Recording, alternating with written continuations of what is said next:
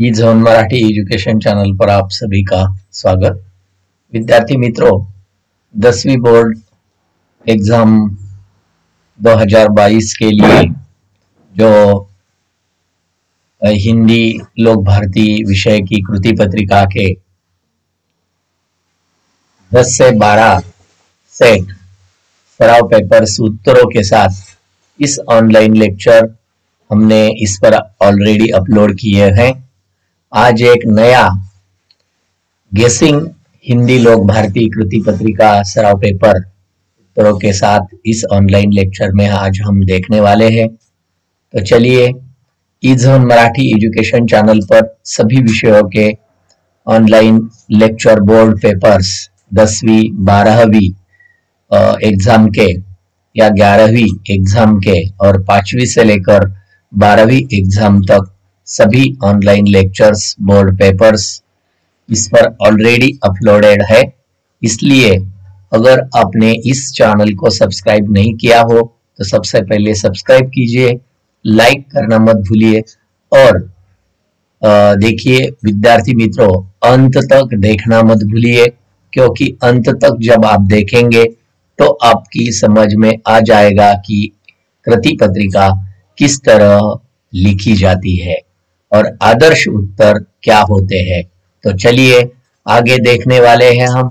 कुल समय 3 घंटों का होता है और कुल अंक 80 अंकों के लिए बोर्ड कृति पत्रिका होती है।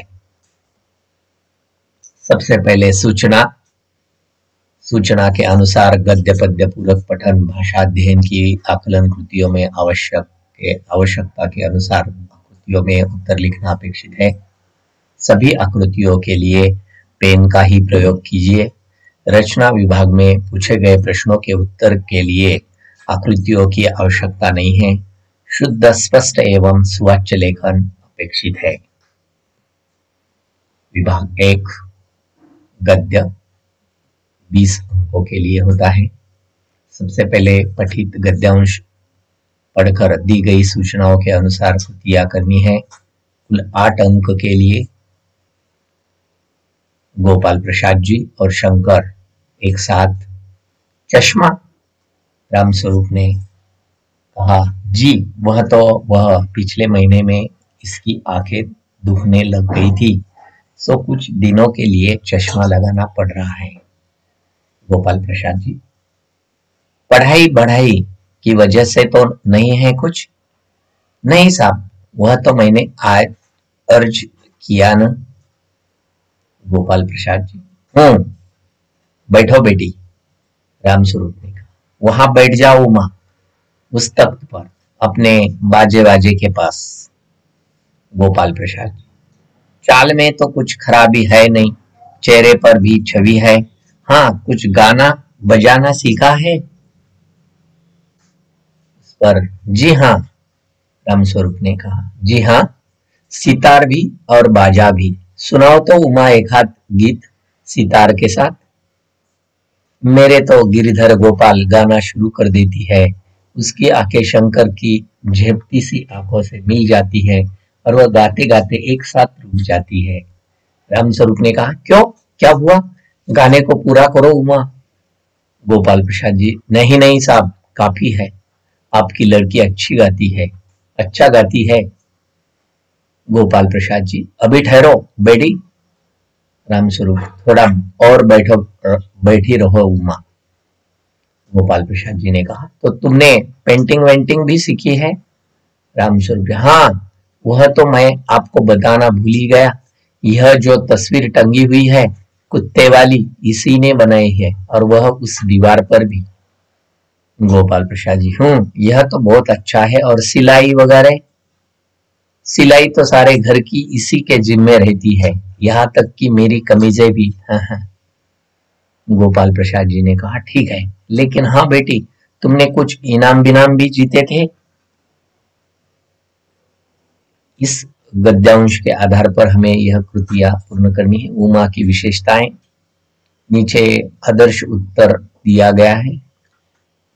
उमा की विशेषताएं, चेहरे पर छवि है, बाजा सितार बजाती है, अच्छा गाती है, पेंटिंग सिलाई करती है। जोड़ियां मिलाइए 2 अंकों के लिए। सकपकाना, भजन, तस्वीर, बाजा से जोड़ियां मिलाना है। सकपकाना चश्मा, भजन मेरा, तस्वीर कुत्ते वाली, बाजा तख्त। निम्नलिखित शब्दों के वचन बदल कर लिखिए। दीवार, दीवारें, आंखें, आंख। निम्नलिखित शब्दों के लिंग पहचान कर लिखिए 1 अंकों के लिए। सिलाई स्त्रीलिंगी, तख्त पुल्लिंग। गोपाल प्रसाद जी, गोपाल प्रसाद बहू में गाना बजाना, सिलाई, पेंटिंग आदि गुण चाहते हैं पर पढ़ाई नहीं। क्या यह उचित है? इस बारे में अपने विचार 25 से 30 शब्दों में लिखिए 2 अंकों के लिए। गोपाल प्रसाद एक वकील है, उनका पुत्र डॉक्टर है। वे अपने पुत्र के लिए लड़की देखने आए हैं। वे अपनी पुत्र वधू के रूप में एक मैट्रिक पास लड़की चाहते हैं। डॉक्टर पुत्र और मैट्रिक पास पुत्र वधू, कैसा विरोधाभास लगता है। पति और पत्नी गृहस्थी रूपी गाड़ी के 2 पहिए की तरह होते हैं। यदि दोनों पहिए समान नहीं होंगे तो गाड़ी सुचारू रूप से कैसे चलेगी। गोपाल प्रसाद चाहते हैं कि भावी पुत्र वधू सुंदर हो, वह बाजा बजाना जानती हो, उसे अच्छी तरह गाना आता हो, वह न केवल सिलाई पेंटिंग करना जानती हो बल्कि उसमें प्रवीण भी हो, घर के सारे काम करती रहे। उसके गुणों की चर्चा करके परिवार के लोग वाहवाही लूटते रहे। गोपाल प्रसाद की सोच किसी भी तरह उचित नहीं कही जा सकती। उसके बाद प्रश्न 1 आ में कृति लिख पूर्ण करनी है। निम्नलिखित पठित गद्यांश पढ़कर दी गई सूचनाओं के अनुसार कृतियां कीजिए 8 अंकों के लिए। संस्था चलाने का भार तो आने वाली बहनें ही उठा सकेंगी क्योंकि उनमें कई तो कुशल होंगी। बहन उनको संगीत की, भक्ति की तथा प्रेमयुक्त सलाह की खुराक दे। आगे चलकर संस्था की जमीन पर छोटे छोटे मकान बनाए जाएंगे और उसमें संस्था के नियम के अधीन रहकर आने वाली महिलाएं 2-2, 4-4 का परिवार चलाएंगी। ऐसी संस्थाएं मैंने देखी है, इसलिए जो बिल्कुल संभव है, बहुत ही उपयोगी है, ऐसा ही काम मैंने सूचित किया है। इतने वर्ष के बहन के परिचय के बाद उनकी शक्ति, कुशलता और उनकी मर्यादा का ख्याल मुझे है। प्रत्यक्ष कोई हिस्सा लिए बिना मेरी सलाह और सहारा तो रहेगा ही। आगे जाकर बहन को लगेगा कि उनको तो मात्र निमित्त मात्र होना था। संस्था अपने आप चलेगी। समाज में ऐसी संस्था की अत्यंत आवश्यकता है। उस आवश्यकता में से ही उसका जन्म होगा। मुझे इतना विश्वास न होता तो कि अत्यंत तो बहन के लिए ऐसा कुछ मैं सूचित ही नहीं करता। तुम दोनों इस सूचना का प्रार्थना पूर्वक विचार करना, लेकिन जल्दी में कुछ तय न करके यथा समय मुझे उत्तर देना। बहन यदि हाँ कहे तो अभी से आगे का विचार करने लगूंगा। यहाँ सर्दी अच्छी है, फूलों में गुलदाउदी, क्रिजेंथियमम फूल बहार में है। उसकी कलियां महीनों तक खुलती ही नहीं, मानो भारी रहस्य की बात पेट में भर दी और होठों को सीकर बैठ गई हो। जब खिलती है तब भी एक एक पंखुड़ी करके खिलती है। वे टिकते हैं बहुत। इसी तरह इस पद्यांश के आधार पर हमें नीचे दी गई आकृति पूर्ण करना है। आश्रम की आगामी योजना, संस्था की जमीन पर छोटे छोटे मकान बनाना, संस्था की महिलाओं का 2-2, 4-4 का परिवार चलाना। आगे की कृति है, लेखक को बहन के इन गुणों पर विश्वास है। तो उत्तर में लिखना है आपको, लेखक को बहन के इन गुणों पर विश्वास है, उनकी शक्ति, उनकी कुशलता और मर्यादा। संजाल पूर्ण कीजिए। गुलदाउदी की विशेषताएं 4 लिखनी है। गुलदाउदी की विशेषताएं, सर्दी के मौसम में फूलने वाला फूल, एक एक पंखुड़ी करके खिलती है।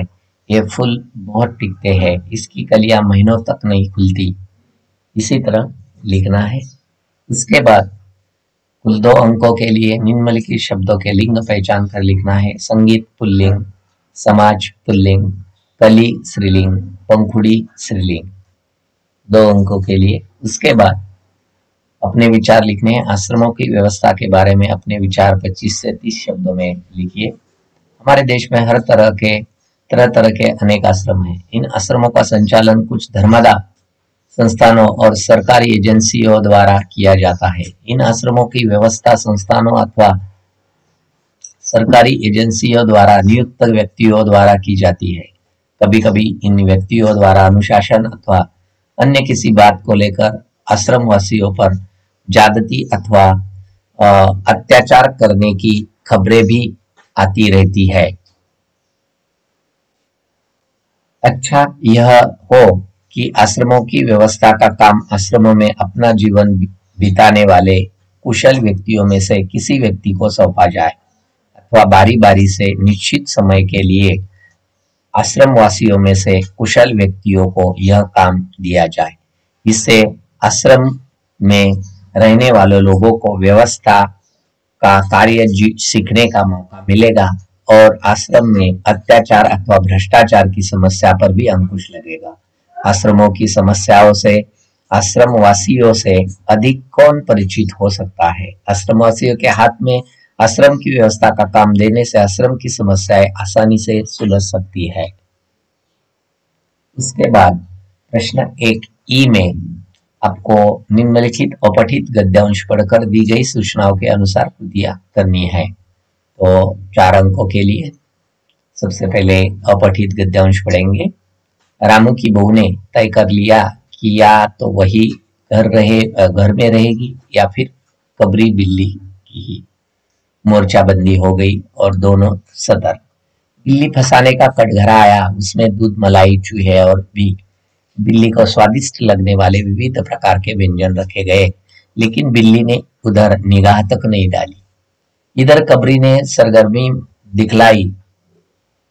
अभी तक तो वह रामू की बहू से डरती थी, पर अब वह साथ लग गई, लेकिन इतने फासले पर कि रामू की बहू उस पर हाथ न लगा सकी। कबरी के हौसले बढ़ जाने के रामू की बहू को घर में रहना मुश्किल हो गया। उसे मिलती थी सास को मीठी झिड़कियां और पतिदेव को मिलता था रूखा सूखा भोजन। एक दिन रामू की बहू ने रामू के लिए खीर बनाई। पिस्ता, बादाम, मखाने और तरह तरह के मेवे दूध में औटाए गए। सोने का वर्क चिपकाया था गया और खीर से भरकर कटोरा कमरे के एक ऐसे ऊंचे ताक पर रखा गया जहां बिल्ली न पहुंच सके। रामू की बहू इसके बाद पान लगाने में लग गई। उधर बिल्ली कमरे में आई। ताक के नीचे खड़े होकर उसने ऊपर कटोरे की ओर देखा। सूंघा, माल अच्छा है। ताक की ऊंचाई अंदाजी और रामू की बहू पान लगा रही है। पान लगाकर रामू की बहू सास जी को पान देने चली गई और कबरी ने छलांग मारी। पंजा कटोरे में लगा और कटोरा झंझनाट की आवाज के साथ फर्श पर। आवाज रामू की बहू के कान में पहुंची। सास के सामने पान फेंक कर वह दौड़ी। क्या देखती है कि फूल का कटोरा टुकड़े टुकड़े खीर फर्श पर और बिल्ली डट कर खीर उड़ा रही है। रामू की बहू को देखते ही कबरी चंपत गई। तो इस पद्यांश के आधार पर हमें कुछ कृतियां पूर्ण करनी है। मोर्चाबंदी के 2 छोर, रामू की बहू, कबरी बिल्ली। और उसके बाद 1 अंकों के लिए दूसरी कृति है। देखिए, बिल्ली को चूहों को अलावा स्वादिष्ट लगने वाले 2 व्यंजन, चूहे के अलावा 2 दूध और मलाई। अंधश्रद्धा पर 25 से 30 शब्दों में अपने विचार प्रकट कीजिए। 2 अंकों के लिए। अंधश्रद्धा का अर्थ है बिना सोचे समझे किसी बात को मान लेना। हमारे देश में अनेक ऐसी बातें हैं मानो जिन्हें अच्छे अच्छे पढ़े लिखे लोग बिना सोचे विचार मानते हैं। तो यात्रा पर जाते हैं, बिल्ली द्वारा रास्ता काट जाना अथवा किसी का चीख देना अंधश्रद्धा का सामान्य नमूना है। आज भी लोग सुंदर बच्चे या सुंदर चीज पर नजर लगने की बात को सच मानते हैं। अनेक लोग भूत प्रेत, जादू टोना, टोटका, जंतर मंतर आदि के चक्कर में फंसकर अपना धन और स्वास्थ्य बर्बाद करते पाए जाते हैं। अंधश्रद्धा के नाम पर बलि देने के लिए अनेक पशु और चिड़ियों का बलि दिया जाता है। अंधश्रद्धा के नाम पर अनेक लोग अपना व्यापार चला रहे हैं। लोगों को इस बात को समझना चाहिए कि ये सारी चीजें एक ढोंग है, इन पर विश्वास नहीं करना चाहिए। उसके बाद विभाग 2 में पद्य कुल 12 अंकों के लिए होता है। पद्य विभाग प्रश्न 2 में कृति करनी है। निम्नलिखित पठित पद्यांश पढ़कर दी गई सूचनाओं के अनुसार कृतियां कीजिए। 6 अंकों के लिए। फागुन के दिन 4 होरी खेली, खेल मना रे, बिन करताल पखवाज बाजे, अनहद की झनकार रे, बिन सुर राग छत्तीसु गावे, रोम रोम रनकार रे, सील संतोख की केसर घोली, प्रेम प्रीत पिचकार रे, उड़त गुलाल लाल भयो, अंबर बरसत रंग अपार रे, घटके पटप सब खोल दिए हैं, लोक लाज सब डार रे, मीरा के प्रभु गिरिधर नागर, चरण कमल बलिहार रे। इस गद्य कृति के अनुसार हमें कुछ कृतियां पूर्ण करनी है। संजाल पूर्ण कीजिए। होली के समय आनंद निर्मित करने वाले घटक करताल, पखवाज, प्रेम पिचकारी, केसर गुलाल। उसके बाद पठित पद्यांश से ढूंढकर लिखिए ऐसे 2 शब्द जिसका वचन परिवर्तन से रूप नहीं बदलता। दिन, चरण। निम्नलिखित शब्दों के शुद्ध रूप लिखिए। फागुन, फल्गुन, संतोष, संतोष।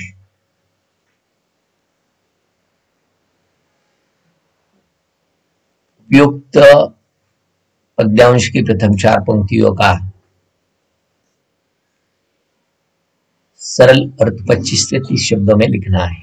हे मेरे मन, फागुन मास में होली खेलने का समय अति अल्प होता है, अतः तू जी भरकर होली खेल। जिस प्रकार होली के उत्सव में नाच आदि का आयोजन होता है, उस प्रकार कृष्ण प्रेम में मुझे ऐसा प्रतीत होता है मानो करताल, पखवाज आदि बाजे बज रहे हैं और अनहद नाद का स्वर सुनाई दे रहा है। मेरा रोम रोम भगवान कृष्ण के प्रेम के रंग में डूबा जाता रहता है। मैंने अपने प्रिय से होली खेलने के लिए शील और संतोष रूपी केसर का रंग घोला है। मेरा प्रिय प्रेम ही होली खेलने की पिचकारी है। प्रश्न 2 में निम्नलिखित पठित पद्यांश पढ़कर दी गई सूचनाओं के अनुसार कृतियां कीजिए। कुल 6 अंकों के लिए। सिर झुकाकर वापिस जाने लगे, मैंने उन्हें रोककर कहा ठहरिए, सिर मत धुनिए, मेरी एक बात सुनिए, मेरे घर में अधिक धन होता तो आप ले जाते, अब जब मेरे घर में बिल्कुल धन नहीं है तो आप मुझे कुछ देकर क्यों नहीं जाते। जिनके घर में सोने चांदी के पलंग और सोफे हैं उन्हें आप निकलवा लेते हैं, बहुत अच्छी बात है, निकलवा लीजिए, पर जिनके घर में बैठने को कुछ भी नहीं उनके यहाँ कम से कम एक तख्त तो डलवा दीजिए। इस पद्यांश के जरिए हमें आकृतियां पूर्ण करनी है। कवि ने छापा मारने वालों से मांगा, क्या मांगा? कुछ धन और एक तख्त मांगा। कवि द्वारा छापा मारो को दिए गए सुझाव: जिसके घर में अधिक धन होता हो तो ले लीजिए, जिसके घर में बिल्कुल धन न हो उसे कुछ धन दे दीजिए। निम्नलिखित शब्दों में उचित उपसर्ग चुनकर शब्द लिखिए। यश, अपयश, ज्ञान, अज्ञान, मान, अभिमान, वन, उपवन। ऐसे उपसर्ग चुनकर लिखना 2 अंकों के लिए। उपयुक्त पद्यांश की अंतिम 6 पंक्तियों जिनके घर में डलवा दीजिए का सरल अर्थ 25 से 30 शब्दों में लिखना है। जिन लोगों के घरों में सोना चांदी के पलंग और सोफे होते हैं उन्हें आप लोग निकलवा कर लेते हैं, ठीक है, निकलवा लीजिए, पर जिनके घर में टूटी कुर्सी भी बैठने के लिए नहीं है उनके घर में बैठने के लिए एक तख्त की व्यवस्था तो करते जाइए। विभक्ति पूरक पठन 8 अंकों के लिए। निम्नलिखित पठित गद्यांश पढ़कर दी गई सूचनाओं के अनुसार कृतियां करनी है। दूसरे दिन चीक की पहली पाती में 7 तारे जगमगा उठे। 7 रंग के सतभैया तारा अपने काम में मगन सिरचंद को खाने पीने की सुध नहीं रहती। चिक में सुतली के फंदे डालकर उनके पास पड़े सूप पर निगाह डाली। चूरा और गुड़ का एक सूखा ढेला। मैंने लक्ष्य किया, सिरचंद की नाक के पास 2 रेखाएं उभर आई। मैं दौड़कर माँ के पास आया। माँ, आज सिरचंद को कलेवा किसने दिया है? सिर्फ चूरा और गुड़। माँ रसोई घर के अंदर पकवान आदि बनाने में व्यस्त थी। बोली, अरे मंजली, सिरचंद को बूंदिया क्यों नहीं देती? बूंदिया मैं नहीं खाता काकी। सिरचंद के मुंह में चूरा भरा हुआ था। गुड़ का ढेला सूप में एक किनारे पर पड़ा रहा, अछूता। माँ की बोली सुनते ही मंजली भाभी की भुवें तन गई। मुट्ठी भर बूंदिया सूप में फेंक कर चली गई। सिरचंद ने पानी पीकर कहा, मंजली बहुरानी, अपने मैके से आई हुई मिठाई भी इसी तरह हाथ खोलकर बांटती है क्या? बस। मंजली भाभी अपने कमरे में बैठकर रोने लगी। चाची ने माँ के पास जाकर कहा, मुंह लगाने से सिर पर चढ़ेगा ही, किसी के नैहर ससुराल की बात क्यों करेगा वह? मंजली भाभी माँ की दुलारी बहू है। माँ तमक कर बाहर आई। सिरचंद, तुम काम करने आए हो, अपना काम करो। बहुओं से बदकुट्टी करने की क्या जरूरत? जिस चीज की जरूरत हो मुझसे कहो। सिरचंद का मुंह लाल हो गया। उसने कोई जवाब नहीं दिया। बांस में टंगे हुए अधूरे चिक में फंदे डालने लगा। मानो पान सजा कर बाहर बैठ खाने में भेज रही थी। चुपके से पान का एक बिड़ा सिरचंद को देती हुई इधर उधर देखकर बोली, सिरचंद दादा, काम काज का घर, 5 तरह के लोग 5 किस्म की बात करेंगे, तुम किसी की बात पर कान मत दे दो। आकृति पूर्ण कीजिए। सिरचंद को काम में मगन होकर खाने पीने की यह न रती सूद। चिक में सुतली के फंदे डालकर सिरचंद ने इस पर निगाह डाली, सूप पर, मानो यह सजा कर बाहर बैठक खाने में भेज रही थी। पान। अरे मंजली, सिरचंद को यह क्यों नहीं देती क्या बूंदिया? बहू के मायके की आलोचना करना उचित नहीं है। इस विषय में अपने विचार 25 से 30 शब्दों में लिखिए। कहा जाता है कि बेटियों का असली घर उनका ससुराल होता है, जिसे अपनी घर बताया जाता है, यानी कि ससुराल। वहाँ कुछ घरों में बहू को बेगाना समझा जाता है। ससुराल में बहू को कोई हक नहीं होता कि वह अपनी इच्छा से कुछ कर सके। हर छोटी बड़ी बात के लिए उसे ससुराल वालों की आज्ञा की आवश्यकता होती है। वो सबकी इच्छाओं का ख्याल रखती है, सबका सम्मान करती है, पर बहू का सम्मान अक्सर नहीं किया जाता। स्थिति तब और भी भयंकर हो जाती है जब ससुराल वाले समय असमय बहू के मायके की आलोचना करने लगते हैं। मायके वालों ने क्या भेजा है, बहू क्या लाई है, आदि प्रश्न घर वालों ही नहीं, कभी कभी अड़ोस पड़ोस वाली की जुबान पर भी आने लगते हैं। लड़के वाले प्रायः समझते हैं कि उनका दर्जा लड़की वालों से ऊंचा है। बात बात पर बहू के मायके वाले की उपेक्षा की जाती है, उनमें मीन में निकाली जाती है। परिणाम स्वरूप बहू के मन में ससुराल के प्रति विद्वेष की भावना आ जाती है। हमें बहू के मायके वालों का सम्मान करना होगा, तभी बहू की ससुराल वालों को सम्मान देगी। हमेशा उनके कुछ लेने की अपेक्षा करना उचित नहीं। प्रश्न 3 आ में न करनी है कि निम्नलिखित पठित पद्यांश पढ़कर दी गई सूचनाओं के अनुसार कृतियां कीजिए। कुल 4 अंकों के लिए। बातों का जनाब शऊर नहीं, शेखी न बघारे, हाँ चुप रही है। हम उस धरती की लड़की है, जिस धरती की बातें क्या कहिए, अजी क्या कहिए, हाँ क्या कहिए। जिस मिट्टी में लक्ष्मीबाई जी जन्मी थी, झांसी की रानी, रजिया सुल्ताना दुर्गावती जो खूब लड़ी थी मर्दानी। जन्मी थी बीवी चांद जहां, पद्मिनी के जौहर की ज्वाला, सीता सावित्री की धरती, जन्मी ऐसी ऐसी बाला। गरन डिंगन जनाब उड़ाएंगे तो मजबूरन ताने सही, ताने सही, ताने सही। हम उस धरती की लड़की हैं। इस पद्यांश के आधार पर हमें यह संजाल पूर्ण करना है। खूब लड़ने वाली मर्दानी वीरांगनाएं, झांसी की रानी लक्ष्मीबाई, रजिया सुल्ताना, दुर्गावती, चांद बीबी, नारी सम्मान के बारे में अपने विचार 25 से 30 शब्दों में लिखिए। आजकल स्त्रियों के अपमान की अनेक घटनाएं पढ़ने सुनने में आती है। स्त्रियों पर तरह तरह के अत्याचार होते हैं, यह बड़े दुख की बात है। हमारे देश में प्राचीन काल में से नारियों का सम्मान करने की परंपरा रही है।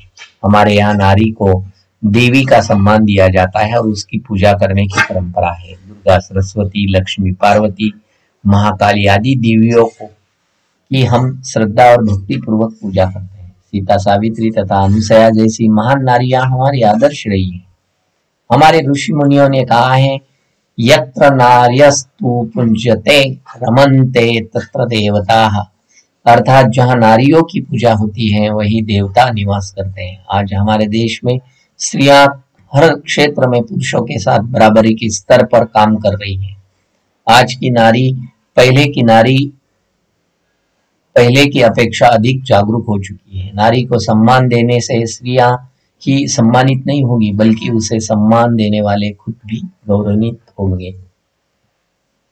विभाग 4 में हमें देखना है भाषा अध्ययन यानी व्याकरण पर आधारित कृतियां। कुल 14 अंक के लिए होती है। सूचनाओं के अनुसार कृतियां कीजिए। अधोरेखांकित शब्द का शब्द भेद पहचान कर लिखिए। वे तेजी के साथ बगीचे की ओर चल पड़े। बगीचे जातिवाचक संज्ञा है। निम्नलिखित अव्यय में से किसी एक अव्यय का अपने वाक्यों में प्रयोग करो। कभी कभी के लिए, कभी कभी कोई जल पक्षी कुत्तों का शिकार बन जाता है। पिताजी अपनी बेटी के लिए रंगों का बक्सा ले आए। कृति पूर्ण कीजिए। दो में से कोई एक। सूर्यास्त, सूर्य अस्त, स्वर संधि। अत्याधिक, अति, अधिक, स्वर संधि। निम्नलिखित वाक्यों में से किसी एक सहायक क्रिया को पहचान कर उसका मूल रूप लिखिए। बालक भूमि पर लेट गया। अस्पताल का ख्याल आते ही मैं कांप उठा। सहायक क्रिया पहले वाक्यों में गया, जाना। दूसरों में उठा, उठना। निम्नलिखित में से किसी एक क्रिया का प्रथम तथा द्वितीय प्रेरणार्थक रूप लिखना है। झुकना, झुकाना, झुकवाना। गिरना, गिराना, गिरवाना। एक अंक के लिए। इसके बाद निम्नलिखित मुहावरों में से किसी एक मुहावरों का अर्थ लिखकर अपने वाक्य में लिखना है।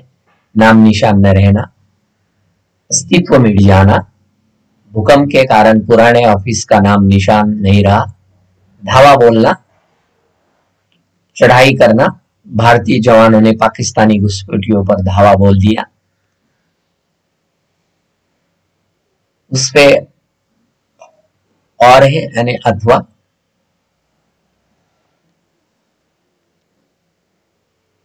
खटका लगाना है। जर्जर इमारत में रहने वाले लोगों को रात दिन भय बना रहता है।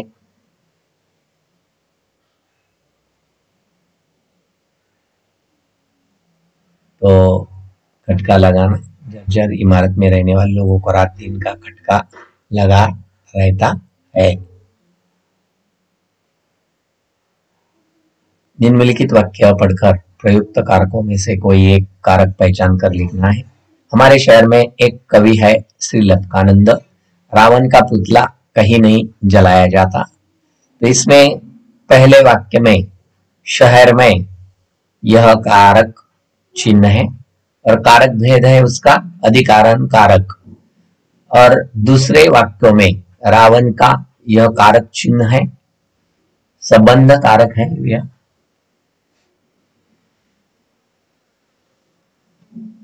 निम्नलिखित वाक्य में यथास्थान उचित विराम चिन्हों का प्रयोग करके वाक्य फिर से लिखो। अजी आप इतनी देर से क्यों घर लौटे? तो अजी आप इतनी देर से क्यों घर लौटे? 9 नंबर की कृति है। निम्नलिखित वाक्यों में से किसी दो वाक्यों का सूचना के अनुसार काल परिवर्तन कीजिए। एक चेहरा बड़ी तेजी से जवाब देता है। पूर्ण वर्तमान काल में लिखिए। एक चेहरे ने बड़ी तेजी से जवाब दिया है। हम एक जगह खाने पर चले गए थे। सामान्य भविष्य काल में लिखिए। हम एक जगह खाने पर चले जाएंगे। पिछले महीने उमा की आंखें दुखने लगी। पूर्ण भूतकाल में लिखिए, पिछले महीने उमा की आंखें दुखने लगी थी। निम्नलिखित वाक्य का रचना के आधार पर भेद पहचान कर लिखिए। मैंने कोई पाप नहीं किया और न ही कोई चोरी की है। संयुक्त वाक्य है, और का उपयोग किया है, इसलिए संयुक्त वाक्य है। निम्नलिखित वाक्यों में से किसी एक वाक्य का अर्थ के आधार पर दी गई सूचनाओं के अनुसार परिवर्तन कीजिए। गोपाल प्रसाद शंकर का विवाह उमा से करेंगे। प्रश्नवाचक, क्या गोपाल प्रसाद शंकर का विवाह उमा से करेंगे? और प्रश्न चिन्ह लगाइए। तुम्हें अपना काम खुद करना चाहिए। आज्ञार्थक, तुम अपना काम खुद करो। निम्नलिखित वाक्यों में से किन्हीं दो वाक्यों को शुद्ध करके वाक्य को फिर से लिखो। इस मंदिर में अनेकों बुद्ध की मूर्तियां हैं। इस मंदिर में बुद्ध की अनेक मूर्तियां हैं। पैसे वाली व्यक्ति कटु बोलती है। पैसे वाला व्यक्ति कटु बोलता है। हम लोग वापस आते हैं अभी। हम लोग अभी वापस आते हैं। विभाग 5 में उपयोजित लेखन कुल 26 अंकों के लिए होता है, यानी महत्वपूर्ण विभाग है ये। अंत तक देखिए विद्यार्थी मित्रों। आपके विद्यालय में पानी पीने की व्यवस्था अच्छी नहीं है। पानी की टंकियां गंदी पड़ी है, टोटकी टूटी हुई है। इसलिए विज्ञापन पानी व्यवस्था ठीक करने के लिए प्रधानाचार्य को प्रार्थना पत्र लिखना है। उत्तर में लिखिए, सेवा में प्रधानाचार्य महोदय, नेताजी सुभाष बाल विद्यालय, विहार कॉलोनी, अहमदनगर। विषय, पानी की व्यवस्था ठीक करवाने के संबंध में। महोदय, विनम्र निवेदन यह है कि मैं इस विद्यालय में 10वीं कक्षा का छात्र हूँ। सारे विद्यालय में पढ़ाई की व्यवस्था बहुत अच्छी है, परंतु कुछ मूलभूत सुविधाओं की व्यवस्था अच्छी नहीं है। या छात्रों के लिए पीने की पानी की व्यवस्था ठीक नहीं है। टंकियों की स्थिति देखकर लगता है कि इनकी सफाई काफी समय से नहीं की गई है। अभी फरवरी बीती है, नल पर छात्रों की भीड़ जुटनी शुरू हो गई है। इससे वहां अक्सर धक्का मुक्की होती है। आपसे प्रार्थना है कि छात्रों को होने वाली परेशानियों को ध्यान में रखते हुए पीने के पानी की उत्तम व्यवस्था करवाने की कृपा करें। धन्यवाद। आपका आज्ञाकारी शिष्य, सार्थक दर्जे 10वीं अ, अनुक्रमांक 45, 5 मार्च 2022। उसके बाद दूसरी कृति है 5 अंकों के लिए। निम्नलिखित परिच्छेद पढ़कर ऐसे 4 प्रश्न तैयार कीजिए जिनके उत्तर परिच्छेद में एक एक वाक्य में हो। सबसे पहले विद्यार्थी मित्रों, यह परिच्छेद आपको पढ़ना है। इसे पढ़कर बाद में ऐसे 4 प्रश्न तैयार करने हैं जिसके उत्तर केवल एक एक वाक्य में हो, यानी सिर्फ आपको प्रश्न तैयार करने, प्रश्न लिखने। इसे पॉज करके पढ़ो। उसके बाद उस पर 4 प्रश्न तैयार किए गए हैं। भाग्य पर विश्वास करने वालों का दावा क्या है? सफलता कब मिलती है? सफलता पाने के लिए क्या करे? आदमी असफलता का जिम्मेदार किसे मानता है? ये 4 प्रश्न तैयार किए। इसे आपको 4 अंक प्राप्त होंगे। उसके बाद प्रश्न 5 आ में वृत्तांत लेखन कीजिए अथवा कहानी लेखन कीजिए। तो सामने हमने वृत्तांत लेखन, दोनों में से एक वृत्तांत लेखन किया है। 2 अक्टूबर 2022 स्वच्छता अभियान रूपा विद्यालय। रूपा विद्यालय में स्वच्छता अभियान संपन्न। कार्यालय प्रतिनिधि द्वारा बीड़ 3 अक्टूबर 2021। कल 2 अक्टूबर 2021 को गांधी जयंती के अवसर पर स्थानीय रूपा विद्यालय की ओर से स्वच्छता अभियान का आयोजन किया गया। इस अवसर पर विद्यालय के छात्रों ने विद्यालय परिसर एवं आसपास के क्षेत्रों को साफ किया। रंग रोगन से विद्यालय के परिसर और वर्ग के कमरों को सजाया। इस अवसर पर विद्यालय के प्रांगण में एक समारोह का भव्य आयोजन किया गया। समारोह के अध्यक्ष स्थानीय पार्षद श्री दीनानाथ भटकर थे। इस अवसर पर छात्रों एवं अध्यापकों के अतिरिक्त विद्यार्थियों के अभिभावक भी उपस्थित थे। विद्यालय के मुख्याध्यापक श्री जतिन देसाई ने अध्यक्ष महोदय का स्वागत किया और उनका परिचय दिया। अध्यक्ष महोदय ने स्वच्छता की आवश्यकता पर प्रकाश डाला। अंत में विद्यालय के वरिष्ठ शिक्षक श्री राणे ने उपस्थित महानुभावों का आभार व्यक्त किया। इसी तरह वृत्तांत लेखन हुआ कुल 5 अंकों के लिए। उसके बाद 5 अंकों के लिए विज्ञापन लेखन है। विज्ञापन लेखन आपको करना था बुक स्टोर पे। देखिए कैसा किया, 50% छूट, आधे दाम पर पुस्तक प्राप्त करें। बुक स्टोर का नाम आपको जो लिखना है वह लिखिए। X के बदले आप उसका नाम लिखिए, Anjali book store, Prajakta book store या प्रज्वल बुक स्टोर या प्रणीत बुक स्टोर।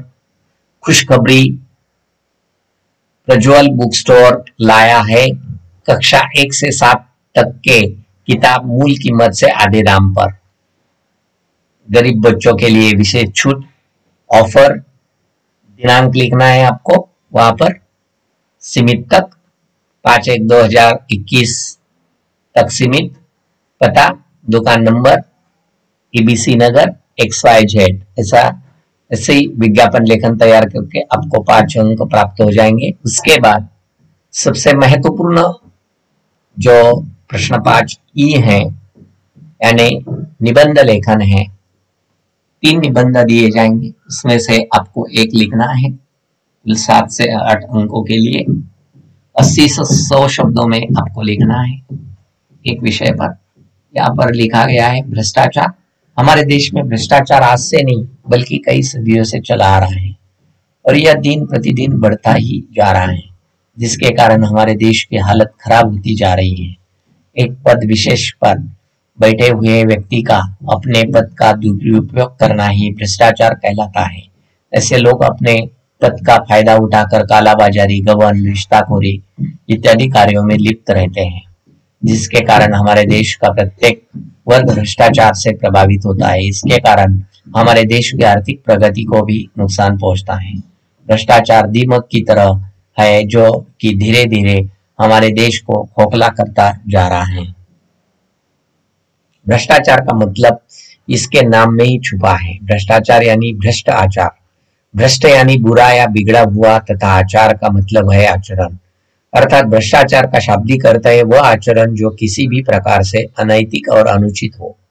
भ्रष्टाचार में मुख्य घूस यानी रिश्वत, चुनाव में धांधली, ब्लैकमेल करना, टैक्स चोरी, झूठी गवाही, झूठा मुकदमा, परीक्षा में नकल, परीक्षार्थी का गलत मूल्यांकन, हफ्ता वसूली, जबरन चंदा लेना, न्यायाधीशों द्वारा पक्षपात पूर्वक निर्णय, पैसे लेकर वोट देना, वोट के लिए पैसा और शराब आदि बांटना, पैसे लेकर रिपोर्ट छापना, अपने कार्यों को करवाने के लिए नकद राशि देना, यह सब भ्रष्टाचार ही है।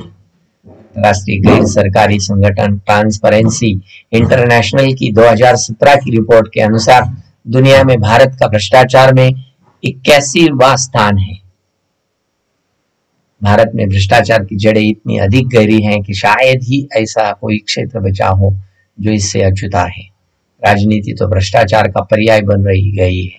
आज भारत में भ्रष्टाचार हर क्षेत्र में बढ़ रहा है। कालाबाजारी अर्थात जानबूझकर चीजों के दाम बढ़ाना, अपने स्वार्थ के लिए चिकित्सा जैसे क्षेत्र को भी जानबूझकर गलत ऑपरेशन करके ऐसे ऐंठना, हर काम पैसे लेकर करना, किसी भी सामान को सस्ता लाकर महंगे में बेचना, चुनाव धांधली, घूस लेना, टैक्स चोरी करना, ब्लैकमेल करना, परीक्षा में नकल, परीक्षार्थी का गलत मूल्यांकन करना, हफ्ता वसूली, न्यायाधीशों द्वारा पक्षपात पूर्ण निर्णय, वोट के लिए पैसे और शराब बांटना, उच्च पद के लिए भाई भतीजावाद, पैसे लेकर रिपोर्ट छापना, यह सब भ्रष्टाचार है और यह दिन ब दिन भारत के अलावा अन्य देशों में भी बढ़ रहा है और कोई क्षेत्र भ्रष्टाचार से नहीं बचा।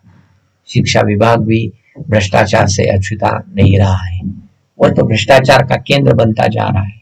एडमिशन से लेकर समस्त प्रकार की शिक्षा प्रक्रिया तथा नौकरी पाने तक, ट्रांसफर से लेकर प्रमोशन तक पहले दर्जे का भ्रष्टाचार मिलता है।